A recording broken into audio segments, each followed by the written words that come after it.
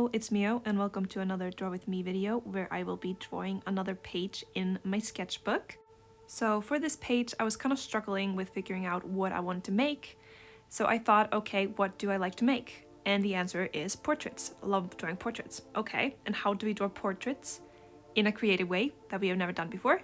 And how do we only draw portraits and just not draw anything else like shoulders and autonomy stuff?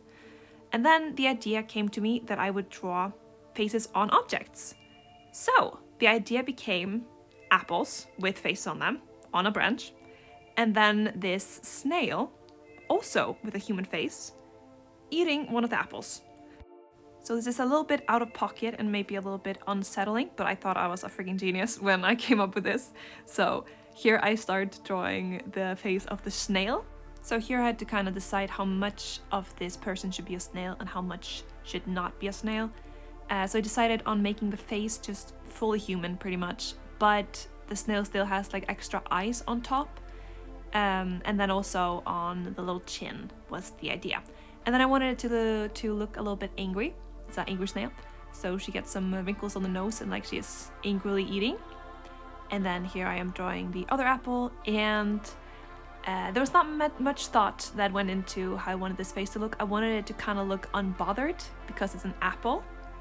And I feel like apples are unbothered. I don't really know why, it just how I feel. And I don't think fruits have feelings. So it's a very emotionless apple, even though it's getting eaten, and maybe I should have made it more dramatic. But I just thought that it would kind of be even more unsettling if the apple was just there getting eaten and didn't really care. First, the mouth looked a little bit smiling, but I do fix that and make it a little bit more serious later on, because the apple smiling, that was almost friendly, you know, like inviting the snail to come eat it, and I didn't want that.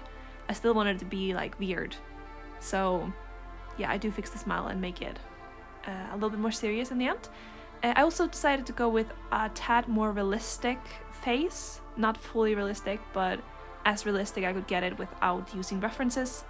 So it has some realness to it. And then here's another apple that is also gonna be a serious apple.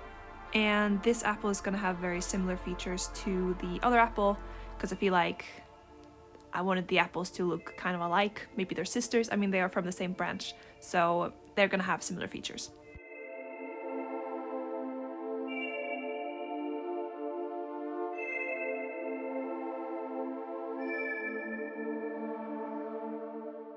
After drawing the faces, it was time to test out the markers. I was testing out all my red markers and pink markers to see what looked good. And then I decided that I wanted to kind of make a little base layer of red on the first apple to start with. I don't really remember the thought process here. I don't think I really needed to do that. But I wanted to kind of establish some shadows with the coloring pencil before going in with marker, so it was kind of pre-shaded. And I also added the darkest colors in there, or like the shadows, mostly because I was really scared of losing them when putting red on red, because then I would probably lose all the outlines. So I kind of outlined the apple with the darker one, just in case, and then later go in with the marker.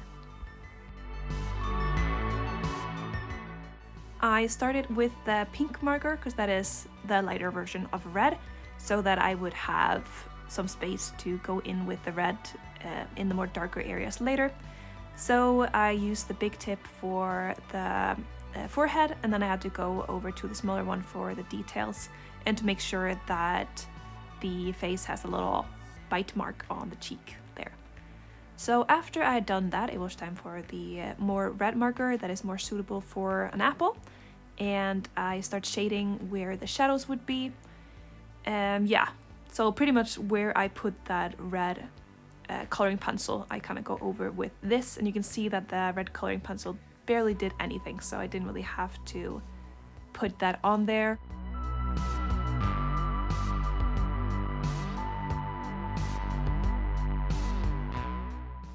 After adding the red for the shadows, I went back in with the pink color to kind of smooth everything out and erase these very harsh lines and make it more smooth. I also use this to kind of carve out more of the light and shadow areas, so I make sure that I don't go over too much with the pink where I want the lightest parts to be, like in the middle of the forehead, on the top of the cheeks, like under the eyes and such. And then I go in with my absolute darkest red color, and that is almost in the brown category, I would say, and I put that where the darkest shadows would be. Then I go in with coloring pencils to try to get more of that red color in there, because I felt like my red wasn't red enough, or not apple red enough at least. And then it is highlights. No, everything is going really fast. And highlight around the eyes, but make sure that the little wrinkle still stays there. And yeah, highlight the brow bone and all that stuff. Here are some extra highlights with a little marker, mostly on the nose and on the forehead, and a little bit around the eyes just to brighten them up a little bit more. Then I felt like a marker or a liner, fine liner, would work better than a coloring pencil for the darkest parts, like the outlines. So I use that for the eyebrows and around the eyes and a little bit on the nose and such, to kind of carve it out and make it a lot more detailed. Then it is time for the snail, and I had some references up of snails, and they were all this kind of brownish green color, or at least the ones with the shells. So that is the color that I went with. I started with this very light brown, and then of course, since it is markers, I kind of go darker and darker as things move on. So this is the lightest tone, the base color, I would say.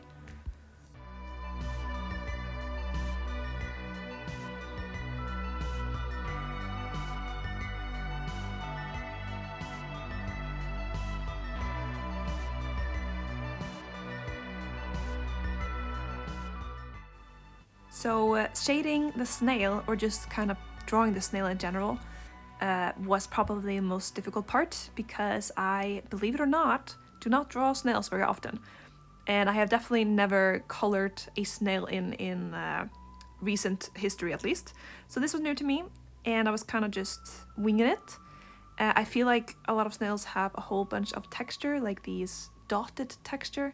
So I do try to get that across with this brown coloring pencil, and it looks a little funky, and it's gonna look a little bit funky. I tried to add the texture mostly on the top of the head, because I feel like if it was too much on the lower part, it would look a little bit weird.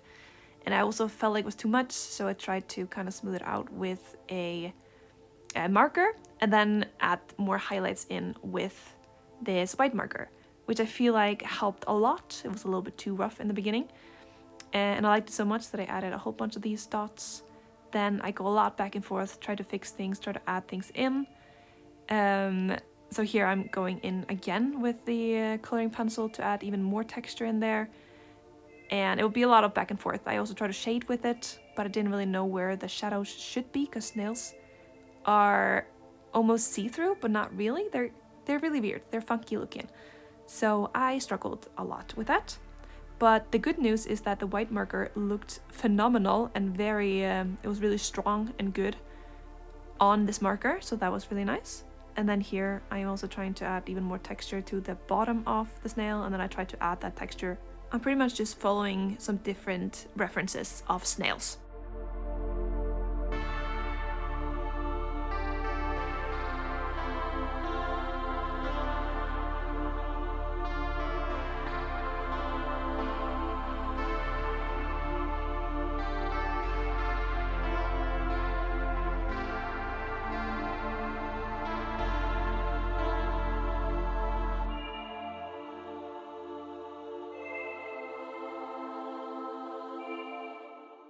The snail was definitely the most time-consuming part of this drawing, and it took me a very long time to get it right and get it good, and I go a lot back and forth. Here I'm making the shell, which I also struggled with, surprise, surprise. The struggle here was that I saw this kind of stripes that I'm drawing right now in the reference photo, and I really liked them, and I went in with a very dark marker.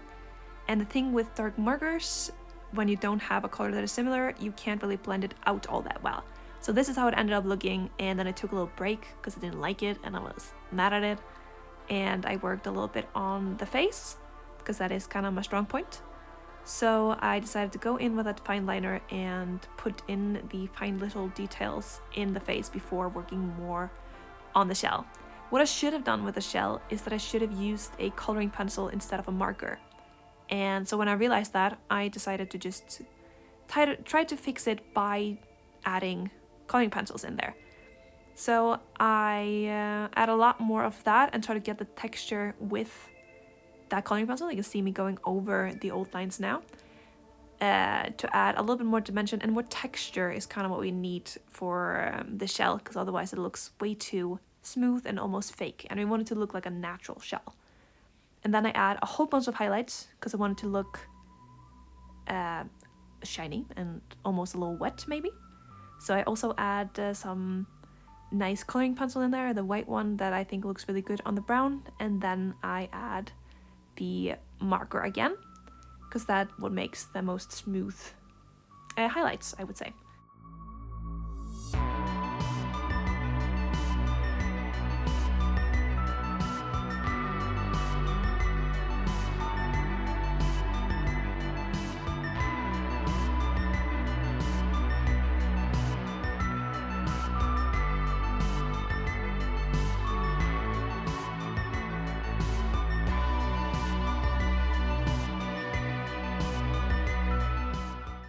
Here I'm pretty much finishing up the snail until I realized that I forgot to give her an eyebrow. So add that in real quick and the eyeball, and then I'm pretty much done with that one. Move over to the apple, the second apple, the sister apple if you will. And I didn't want them both to be red, even though I really enjoyed drawing with red. So I decided to go with a yellow apple, which was going to be really hard because you gotta kind of shade and add different colors. But that's fine, I added the yellow in there, and my struggle here was to try to make this blob come off as an apple. Because I felt like when it was yellow, it was harder to tell that it is supposed to be an apple and not just a yellow thing hanging off the tree. So yeah, that was the struggle with this one. I think it went well though, so here I am adding some red in there to shade for the most part. And then I also decide to add some green in there because I feel like yellow apples often have a little bit of a green tint to them. So I add that with a coloring pencil. This process is also going a lot quicker than the red apple because this one is more in the background and it's not as important. So I don't use as much time and effort into this apple as I could have.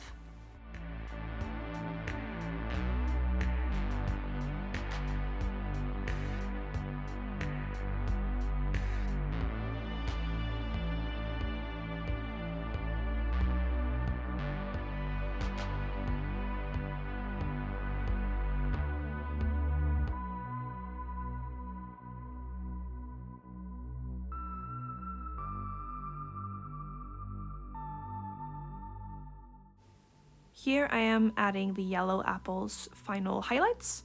So it's pretty much in the same places as the other apple, a little bit on the nose, on the forehead, a little bit on the cheeks, and then it is time for the last part, which is going to be the little tree and the leaves. So I start with the brown, or the next last part. I realize now that I did not draw in the eyes until later because I was having trouble picking the eye color. But I start with the brown then. First the marker, as I start with in all of the other objects, and then I go in with coloring pencils to define and add details. Do that to the branch, and then I do the same thing to the leaves.